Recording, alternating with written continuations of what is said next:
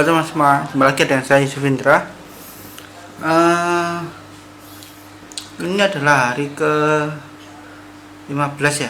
Saya sedang melakukan karantina mandiri dengan status sebagai OTG ya, orang tanpa gejala. Kalau di puskesmas itu tulisannya begitu ya, walaupun belum pasti kan ya, belum di rapid test dan lain sebagainya lah. Intinya saya termasuk salah satu orang yang itu ya, berada di dekat pasien COVID lah. Oke, kali ini saya akan memberi informasi ya berkenaan dengan kegiatan saya. Kalau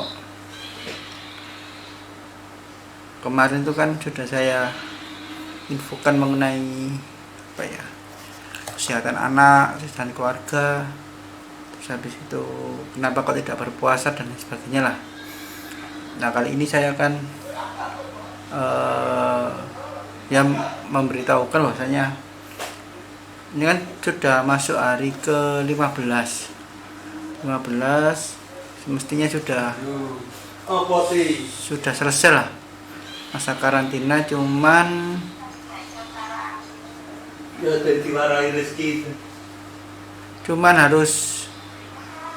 harus itu kan, harus rapid test dulu, negatif ataukah tidak, reaktif ataukah negatif ya. Nah, untuk bisa menyelesaikan karantina mandiri itu kan harus rapid test. Nah, cuman saya belum dikasih jadwal ya kapan rapid testnya. Terus saya juga ada itu kan, ada itu ya, ada informasi berkenaan dengan kasus di Bali ya, yang rapid test satu desa positif semua lah. Itu kan ada indikasi kalau alatnya sedang bermasalah ya. Nah, alatnya itu kan mereknya kalau nggak salah Vivadiak gitu. Nah, saya minta ke puskesmas ya, di daerah Gunung Anyar untuk tidak menggunakan merek tersebut ya. Kayaknya di berita juga semua ditarik ya, merek rapid test Vivadiak itu. Banyak yang yang mengembalikan rapid test tersebut. Nah, saya takut kalau umpamanya di tes sama rapid test Vivadiak lah itu, nanti ada kesalahan hasil ya. Nah, hasilnya nanti jangan positif bisa jadi kan yang negatif bisa jadi positif, yang positif bisa jadi negatif. Kayak kasus di Bali kan negatif semuanya jadi positif kan ya.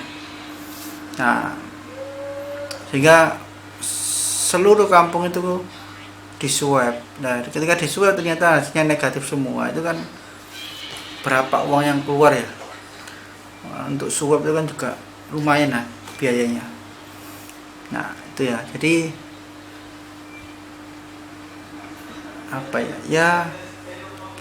syarat sih itu sih, jangan menggunakan rapid test merek Vivadiak ya.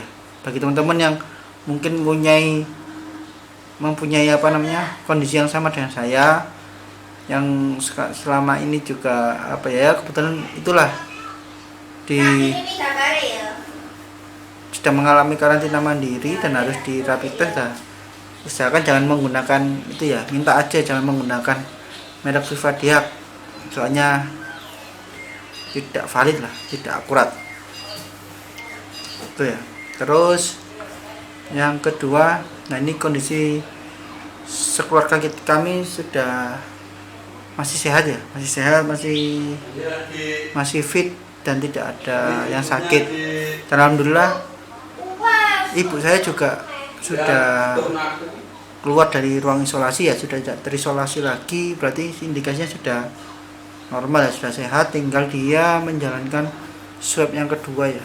Swab yang kedua, kalau tadi setelah di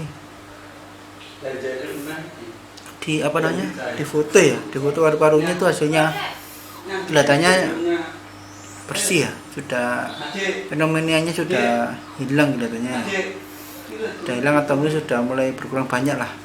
Hanya kan saat untuk pindah ruangan kan, dari isolasi ke ruangan yang biasa yang berkumpul dengan pasien-pasien yang sehat itu kan harus sehat dulu ya, kondisi imunnya juga sudah baik, terus fisiknya juga sudah baik dan lain sebagainya lah, sehingga virus tidak mungkin bisa menular ya.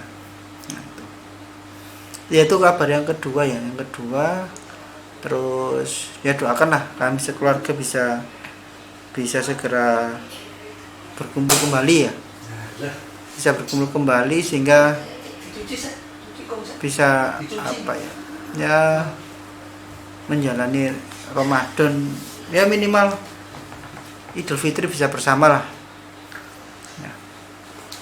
Nah itu ya, sini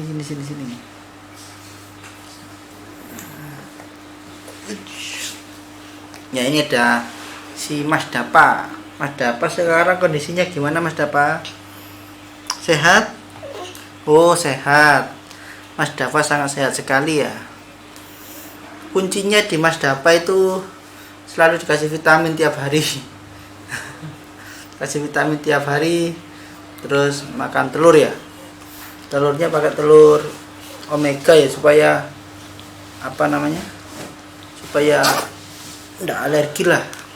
Telur kampung juga sulit ini ya, kebetulan belanjanya cuma adanya telur omega ya, pakai telur omega aja lah ya. Oke, mungkin itu saja sih dari kami. Terus kalau ada teman yang bertanya apakah selama masa karantina sakit GERD-nya kambuh lah, kalau sakit GERD kambuh sih ya enggak ya, cuman kadang-kadang terasa agak pegal lah, agak pegal. Nah saya kasih antasida sama Vermin sudah baikan lah, tidak perlu menunggu 1 hari, setengah hari pun sudah enakan ya. Nah cuman kendalanya kan kalau habis itu kan tidak bisa keluar. Nah makanya harus dijaga ya, saya minum air hangat tiap hari, terus menghindari yang kecut ya. Makan mangga pun ya, mangga yang sudah matang ya, sudah matang. Itu kebetulan di depan rumah ada mangganya sedang berbuah ya, sehingga enak.